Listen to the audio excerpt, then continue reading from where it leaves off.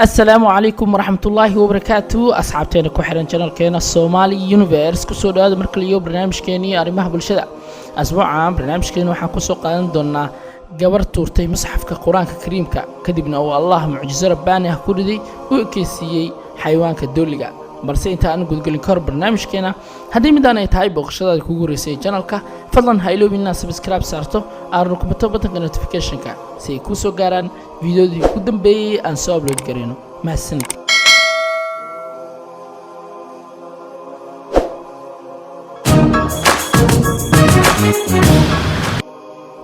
qisadan aadka u xanuunka badan ayaa waxay ka dhacday gobolka Ristaaq ee saldanada Cumaan kadib markii gabar ay tuurtay musxafka quraanka kariimka una ilaahay ciqaab degdeg ah ku riday una ku awaalmariyay inuu ka dhigo xayawaan u eg dawliga.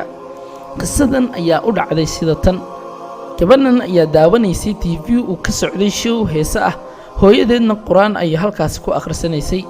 kadib gabadhii ayaa hooyadeed u sheegtay inay halkaan isaga tagto oo meel kale ay ku akhrisato quraankeeda, balse hooyadii ayaan warkaasi waxba ka soo qaadin oo quraankeeda ayay sii wadatay.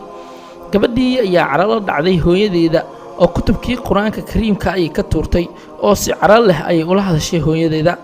kadib ayaa Allah caradiisa ku dhacday oo ciqaab ayaa la tusiyay gabadhii. Allah ayaa isla markii ku ciqaabay gabadhii inuu ka dhigo xayawaan u eg dawliga. laa ilaaha illaa ant subxaanaka innii kuntu min adh-dhaalimiin.